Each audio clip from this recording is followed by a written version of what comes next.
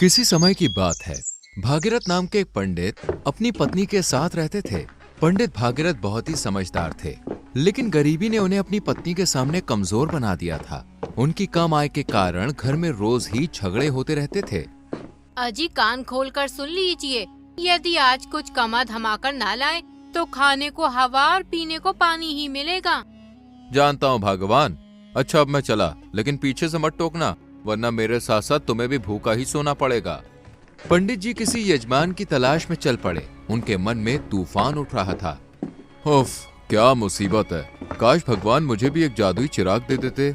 Aladdin की तरह मेरे भी सारे दुख दूर हो जाते। कम से कम पंडितानी के बेलन से तो छुटकारा मिल ही जाता।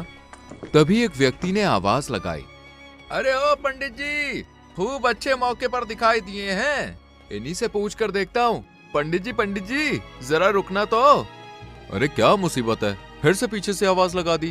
क्यों भाई, क्या बात है, पीछे से आवाज क्यों लगाई?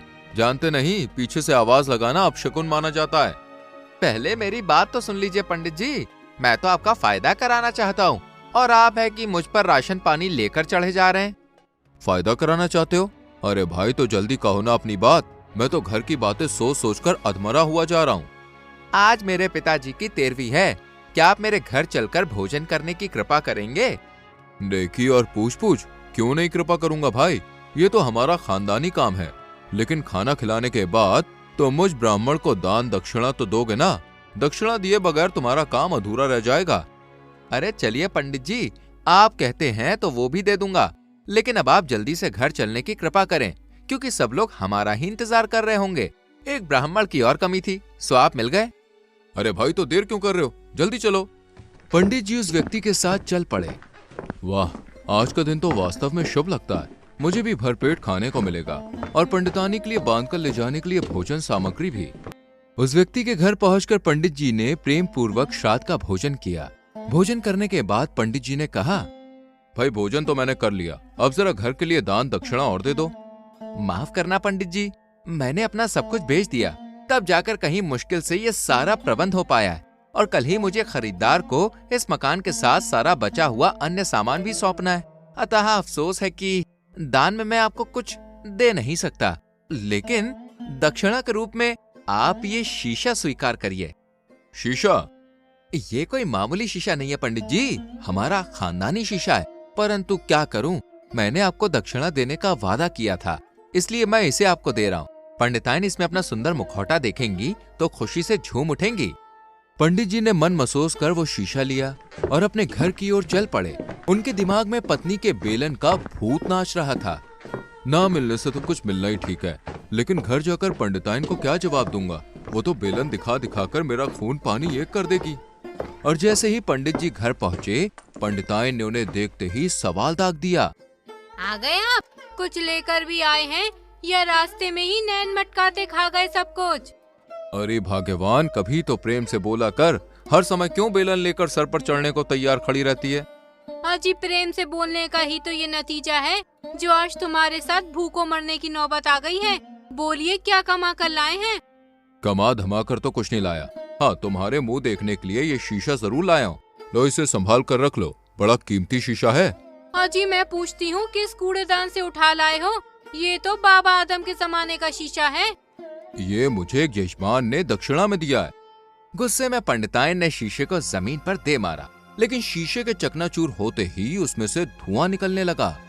आए, इसमें से ये धुआं कैसे निकल रहा है? तभी एक जन प्रकट हुआ। पंडित और पंडिताइन डर के मारे कांप उठे। अरे बाप रे, भूत भूत, भागो वरना ये हमें मार डालेगा। अरे ठहरो मेरे मेहरबानो, तुम दोनों मुझसे भयभीत होकर कहाँ भागे जा रहे हो? मुझसे डरने की कोई जरूरत नहीं है। मैं तुम्हें कोई नुकसान पहुंचाने नहीं आया, बल्कि मैं तो तुम लोगों का एहसानमंद हूँ, जो तुमने मुझे शीशे की कैद से आजाद कराया। जिनकी बात सुनकर पंडित पंडितानी का भय कुछ कम हुआ। तुम कौन हो भाई, और शीशे के टूटते ही हमारे घर में धुआं बनकर कहां से आ गए? मैं जिन हूँ। मुझे एक दुष्ट जादूगर ने सताने के लिए इस शीशे में कैद कर दिया था, लेकिन आज तुमने इस शीशे को तोड़कर मुझे आजाद करवा दिया। मैं तुम लोगों का ये उपकार कभी नहीं भूल पाऊंगा। मेरे लायक कोई सेवा हो तो कहो। सेवा की बात सुनकर पंडित पंडितानी के चेहरे प्रसन्नता से खिल उठे। जिन भाई, हमारे घर में राशन पानी नहीं है, क्या तुम तुरंत दाल रोटी का प्रबंध कर सकते हो? 5-10 रोटियों से ही हमारा काम चल जाएगा। दाल रोटी क्यों, मैं तुम दोनों मेहरबानों को दुनिया भर के स्वादिष्ट से स्वादिष्ट भोजन कराऊंगा। इतना कहकर जिन ने हवा में हाथ घुमाकर कुछ कहा। लो मेहरबानों, भोजन तैयार है। आहा, खीर, पूड़ी, हलवा, लड्डू, गुलाब जामुन। तुम लोग आराम से भोजन करो, तब तक मैं बाहर बैठता हूँ। यदि किसी चीज की और जरूरत हो तो मुझे आवाज लगा देना, वरना मैं तुम्हारे भोजन करने के बाद अपने देश चला जाऊंगा। आपका बहुत बहुत धन्यवाद जिन भाई। जिन बाहर चला गया और पंडित पंडितानी चटकारे ले लेकर भोजन करने लगे। वाह, कितना स्वादिष्ट व्यंजन है। मैंने तो शायद पिछले कई जन्मों में भी ऐसा भोजन नहीं किया होगा। मुझे तो ये जिन बड़े काम का लगता है, देखा नहीं, उसके हाथ हिलाते ही सब सामान और खाना हमारे सामने आ गया। हमें इसे किसी भी कीमत पर जाने से रोकना होगा। वो तो ठीक है जी, लेकिन हमारे रोकने से क्या वो रुकेगा? वो तो कह रहा था कि हमारे भोजन करते ही अपने देश लौट जाएगा। कोशिश करके देखेंगे, यदि वो राजी हो गया तो फिर हमें जिंदगी में कुछ भी करने की जरूरत नहीं रह जाएगी। खाना खाने के बाद पंडित जी ने जिन को आवाज दी। अरे जिन भाई, ओ जिन भाई, कहाँ हो? हमने भोजन कर लिया है। चंद ही क्षणों बाद जिन प्रकट हुआ। कहो मेहरबानों, भोजन कैसा लगा? बहुत अच्छा जिन भाई, ऐसा स्वादिष्ट भोजन तो हमने जीवन में पहले खाया तो क्या, कभी देखा तक नहीं था। मेरे लिए और कोई सेवा हो तो कहो, वरना फिर मैं चलता हूँ। सेवा तो और कोई नहीं है जिन भाई, लेकिन एक प्रार्थना है। यदि तुम हमारे पास रुक जाओ तो हम तुम्हारा एहसान जीवन भर नहीं भूलेंगे। ये काम बड़ा मुश्किल है मेहरबानों, रुकने के लिए मैं क्षमा चाहता हूँ। कोई और सेवा हो तो कहो। जिन भाई, अभी तो तुम कह रहे थे कि तुम्हारे लिए कोई काम मुश्किल नहीं, फिर हमारे पास ठहरने में तुम्हें क्या मुश्किल है? मुझे तो कोई मुश्किल नहीं, लेकिन मेरे रहने से तुम्हें जरूर मुश्किल हो जाएगी, क्योंकि मैं जहाँ रहता हूँ वहाँ एक शर्त पर रहता हूँ। हमें तुम्हारे रहने से कोई मुश्किल नहीं होगी जिन भाई, तुम अपनी शर्त बताओ। तो सुनो, मैं इसी शर्त पर तुम्हारे पास रह सकता हूँ कि तुम मुझे काम निपटाने के बाद दूसरा काम दे दोगे, क्योंकि मैं एक क्षण भी खाली नहीं बैठ सकता। हर समय काम में लगा रहना चाहता हूँ। बस? अरे भाई, ये कौन सी मुश्किल बात है? हमारे पास तो काम ही काम है। इतना काम है कि तुम जीवन भर नहीं निपटा सकते। हमें तुम्हारी ये छोटी सी शर्त मंजूर है। एक बार फिर सोच लो मेहरबानों, यदि तुम्हारे पास रहते हुए मैं एक क्षण के लिए भी खाली रहा तो मेरी खोपड़ी खराब हो जाएगी और मैं तुम दोनों को ही साबुत का साबुत निगल जाऊंगा। हाँ, यदि मैं तुम्हारा कोई काम नहीं कर सका तो फिर ये तुम्हारी इच्छा पर निर्भर रहेगा कि तुम मुझे रखो या निकाल दो। तो एक बार अच्छे से सोच लो। हमने अच्छी तरह सोच लिया है जिन भाई, ना तुम खाली रहोगे और ना ही ऐसी नौबत आएगी। बस तुम हमारे पास रह जाओ, यहाँ तुम्हें काम की कोई कमी नहीं होगी। तब ठीक है, मैं तुम्हारे यहाँ रुक जाता हूँ। अब तुम फौरन मेरे लिए कोई काम बताओ। सुनो, सबसे पहले तुम घर की साफ सफाई कर दो, हर वस्तु को तरीके से लगा दो। अभी लो मेहरबानों। चलो जी, जब तक ये घर का काम निपटाए हम लोग थोड़ा आराम ही कर लेते हैं। बिल्कुल जी, इस जिन भाई के रहते हुए अब हमें कोई काम करने की जरूरत नहीं पड़ेगी, आराम ही आराम करेंगे। चलो। लेकिन अभी उन्होंने दूसरे कमरे में जाने के लिए कदम ही बढ़ाया था कि जिन प्रकट हुआ। लो मेहरबानों, पूरा काम निपट गया, साफ सफाई भी हो गई और सारा सामान भी तरीके से लग गया। अब मुझे बताओ दूसरा काम। अरे वाह, क्या बात है। सुनो जिन भाई, अभी बहुत काम पड़ा है। तुम पहले बाहर जाकर घर के आसपास की जगह को साफ सुथरी करके हरी हरी घास बो दो, फिर आकर तीसरा काम समझना। बहुत अच्छा मेहरबानों। इसके बाद जिन बाहर चला गया। आखिर भगवान ने हमारी सुन ही ली, जो उसने इस मायावी जिन को हमारे पास मदद के लिए भेज दिया। सच कहते हो जी, ना तुम वो शीशा लाते और ना हमें ये काम का जिन मिलता। अब तो हमारे घर में किसी वस्तु की कोई कमी नहीं रहेगी। तभी जिन प्रकट हुआ। मेहरबानो, तुम्हारा बताया गया दूसरा काम भी पूरा हो गया। मैंने घर के बाहर चारों तरफ की अच्छी तरह सफाई कर दी है और हरी घास ही नहीं बल्कि सुंदर सुंदर फूलों के पौधे भी लगा दिए हैं। आश्चर्य में डूबे पंडित और पंडिताइन घर से बाहर निकले। अरे वाकई जिन भाई ने तो यहाँ का हुलिया ही बदल दिया। अरे वाह जिन भाई, तुमने तो कमाल ही कर दिया। हमारा घर अब कितना सुंदर लग रहा है। मेहरबानो, अब मुझे जल्दी से कोई और काम बताओ, क्योंकि मैं एक पल भी खाली नहीं रह सकता। जंगल से लकड़ियाँ लाकर और उन्हें काटकर जलाने लायक बना दो। जिन तुरंत ही जंगल की ओर उड़ गया। सुनो जी, यदि ये जिन इसी तरह पलक झपकते ही काम निपटाता रहा तो वो दिन दूर नहीं जब हमारे पास इसे बताने को कोई काम नहीं रह जाएगा और ये हमें साबुत खा जाएगा। आप बेवजह परेशान हो रही हैं। अभी तो मेरे पास इतने काम हैं कि वो क्या, उसका बाप भी वर्षों तक पूरा नहीं कर पाएगा। आओ भीतर चलकर आराम करते हैं। जिन उड़ता हुआ साबुत पेड़ों का गट्ठर उठाकर पंडित जी के घर की ओर उड़ चला। पलक झपकते ही वो पंडित जी के घर उतरा और कुछ ही क्षणों में उसने जलाने के लिए वहां लकड़ियों का ढेर इकट्ठा कर दिया। बस बहुत है, वर्षों तक खत्म नहीं होगी। अब चलकर और काम मांगू। इधर बेचारे पंडित जी और पंडिताइन अभी एक झपकी भी नहीं ले पाए थे कि जिन उनके सर पर जा पहुंचा। मेहरबानो, मैंने जलाने के लिए इतनी लकड़ियां इकट्ठी कर दी हैं कि वर्षों तक खत्म नहीं होगी। अब मुझे अगला काम बताओ। सुनो जिन भाई, हमारे पास एक छोटा सा बंजर खेत है।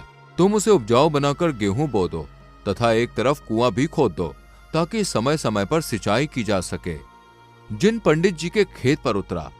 बहुत छोटा खेत है, जुताई बुवाई का काम तो चुटकियों में हो जाएगा।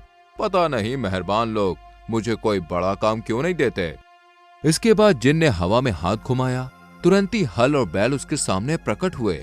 जिन ने बड़ी तेजी के साथ जमीन की जुताई शुरू कर दी। थोड़ी ही देर में जिन ने न केवल पूरा खेत जोत दिया बल्कि गेहूं भी बो दिए। ये काम तो निपट गया, अब कुएं का प्रबंध करूं। लो, कुआं बन गया। अब चलकर मेहरबानों से अगला काम मांगू। बेचारे पंडित पंडिताइन अभी बैठे ही थे कि फिर से जिन आ गया। खेत जुत गया और कुआं भी खुद गया। अब मुझे अगला काम बताओ। लगता है कमबख्त आज सोने ही नहीं देगा। जरूर जरूर जिन भाई, काम की कमी नहीं है मेरे पास। आओ बाहर चलें। पंडिताइन जिन को बाहर ले गई और बोली, देखो वो जो सामने पहाड़ियाँ दिखाई दे रही हैं, वहाँ तुम्हें हमारे लिए आलीशान महल तैयार करना है। एक ऐसा महल जिसमें धन दौलत नौकर चाकर सभी कुछ हो, लेकिन उसके आसपास वहाँ पहाड़ियाँ ना हो। चिंता न करो मेहरबानो, जैसा कहा है वैसा ही होगा। इतना बोलकर जिन वहाँ से गायब हो गया। देखा जी, इस बार उसे कैसा मुश्किल काम बताया है। मुझे विश्वास है कि अब वो हफ्तों हमें परेशान नहीं करेगा। भगवान करे ऐसा ही हो। ना जाने मुझे क्यों ऐसा लग रहा है कि ये बला हमारी जान लेकर ही पीछा छोड़ेगी। लेकिन बिस्तर पर बैठकर उन्होंने अभी चैन की एक सांस ली ही थी कि जिन फिर से प्रकट हुआ। मेहरबानो, सेवक फिर सेवा के लिए हाजिर है। तुम्हारे कहे मुताबिक महल तैयार हो गया। अब कोई और काम बताओ। क्या है? शायद तुम्हें मेरी बात पर विश्वास नहीं हो रहा। चलो बाहर निकल कर देख लो। सचमुच विश्वास नहीं हो रहा। भला इतनी जल्दी पहाड़ियों को साफ करके कोई कैसे महल तैयार कर सकता है? पंडित जी अपनी पंडिताइन के साथ फिर घर से बाहर निकले। हे भगवान, इस जिन ने तो वास्तव में ही कुछ क्षणों में इतना शानदार महल तैयार कर दिया। मेहरबानो, अब तो तुमको विश्वास हो गया। अब जल्दी से मुझे फिर से कोई काम बताओ। मैं एक पल भी खाली नहीं रह सकता। अरे जिन भाई, पहले हमें हमारे महल में तो ले चलो। हम भी तो देखें कि महल के भीतर तुमने क्या इंतजाम किया है। तो आओ मेहरबानो, तुम दोनों मेरे एक एक हाथ पर बैठ जाओ। मैं तुम्हें अभी महल के भीतर पहुंचा देता हूँ। उन दोनों के हाथों पर बैठते ही जिन उन्हें लेकर महल की ओर उड़ चला। अब तो इसे कोई ऐसा काम बताना होगा जो बहुत ही मुश्किल हो, वरना पंडित का कहना सच हो जाएगा। वास्तव में इस बला को पालकर हमने स्वयं अपने प्राणों को संकट में डाल लिया है। महल के भीतर पहुंचकर पंडित जी और पंडिताइन ने महल का निरीक्षण किया। जिन ने वास्तव में वहां सुख सुविधा एवं जरूरत की हर वस्तु जुटाने के साथ साथ नौकर चाकर भी उपलब्ध किए हुए थे। वाह, मजा आ गया। अब मैं किसी राजा से कम नहीं। और मैं किसी रानी से कम नहीं। मैं खाली खड़ा बोर हो रहा हूँ मेहरबानो, मुझे जल्दी से कोई और काम बताओ, वरना मैं तुम्हें खा जाऊंगा। हाँ हाँ जिन भाई, अभी कोई काम बताते हैं। तुम क्रोधित क्यों हो रहे हो? पंडित जी से मुश्किल काम बताते हैं, लेकिन जिन उसे क्षण भर में पूरा करके वापस लौट आता है। किसी तरह वो रात बीती, अगला दिन बीता और दूसरी रात होने को आई। अब जब पंडित जी और पंडिताइन को ये लगने लगा कि उनके पास जिन को देने के लिए कोई काम नहीं रहा, तो उनके पसीने छूटने लगे। हाय भगवान, अब क्या होगा? वो मुसीबत तो आती ही होगी। मेरे ध्यान में तो अब कोई काम नहीं रहा। लेकिन यदि हमने उसे कोई काम नहीं दिया तो वो हमें साबुत ही चट कर जाएगा। अरे तुम जल्दी से कोई काम सोचो ना। क्या खाक सोचूं? मैं तो पहले दिन से ही कह रही थी कि उसे काम देने की बजाय उसे भगाने का उपाय सोचो, लेकिन तुम तो अपने आप को 30 मार खां समझ बैठे थे ना। कहते थे मेरे पास इतना काम है कि उसका बाप भी अगले जन्म तक नहीं कर पाएगा। अब भुग तो अपनी करनी का फल। मुझे क्या मालूम था कि ये बला हमारे गले में हड्डी की तरह फंस जाएगी और नौबत यहाँ तक आ पहुँचेगी। कल से अब तक पलक झपकाने का भी मौका नहीं मिला है। यदि तुरंत उससे छुटकारा पाने का कोई उपाय नहीं किया तो हम सोए ना सोए और वो हमें जरूर मौत की नींद सुला देगा। आज रोना धोना बंद कीजिए और मुझे ठंडे दिमाग से कुछ सोचने दीजिए। बड़े चले थे राजा बनने। पंडिताइन जिनसे छुटकारा पाने का कोई उपाय सोचने लगती है। कुछ देर तक सोचते रहने के पश्चात पंडिताइन अचानक ही प्रसन्नता से उछल पड़ी। आहा, आ गया एक उपाय उस बला से छुटकारा पाने का। अब तुम देखना कि कैसे मैं उसे यहाँ से चलता करती हूँ। जरा मुझे भी बताओ ना भाग्यवान, तुमने ऐसी क्या तरकीब सोची है? लेकिन इससे पहले कि पंडिताइन पंडित जी को अपनी तरकीब बता पाती, जिन वहां प्रकट हुआ। सेवक हाजिर है मेहरबानो, जल्दी से मुझे अगला काम बताओ, वरना मरने के लिए तैयार हो जाओ।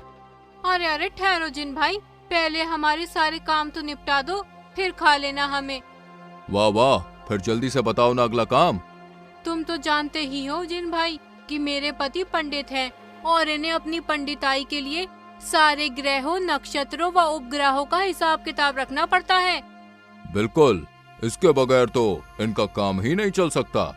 तो सुनो, आज की रात आकाश में सारे नक्षत्र, ग्रह व उपग्रहों के साथ साथ गढ़ भी दिखाई देने वाले हैं। एक साधारण मनुष्य तो इन गढ़ों का हिसाब किताब नहीं रख सकता, लेकिन तुम सब काम कर सकते हो।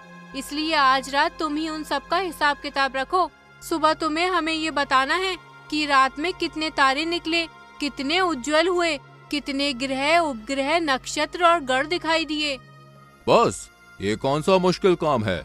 तुम निश्चिंत होकर आराम करो मेहरबानो, तुम्हारा ये काम भी सुबह तक हो जाएगा।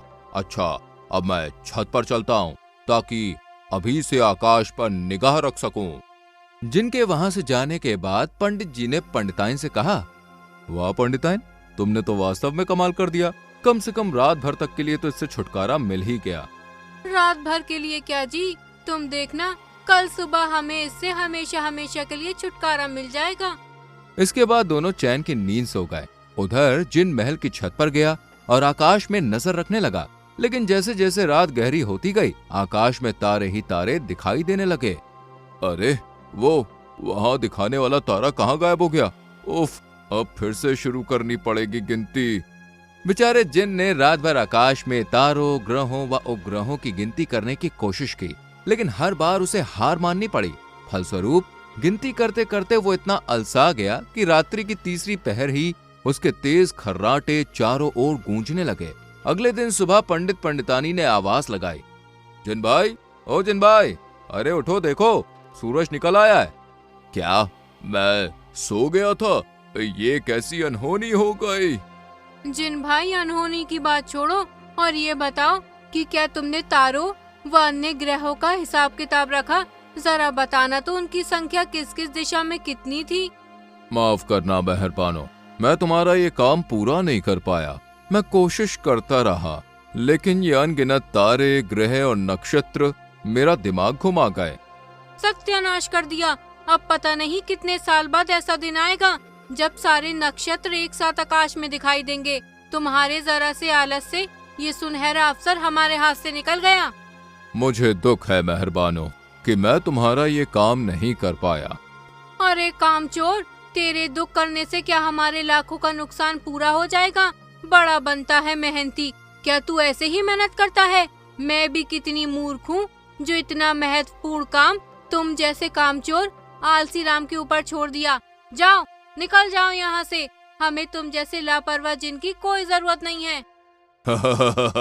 तुम लोग वास्तव में बहुत चतुर हो मेहरबानो। निसंदेह तुमने इस बार मुझे मूर्ख बनाकर अपने प्राण बचा लिए, वरना आज तक जिसके पास मैं रहा वो जिंदा नहीं बचा। ये बाजी हार गया, इसलिए तुम्हारे यहाँ से मैं जा रहा हूँ। इतना कहकर जैन आकाश में उड़ गया। देखा, जैन चला गया। उसके बाद दोनों महल में रहते हुए आनंद पूर्वक अपना जीवन गुजारने लगे।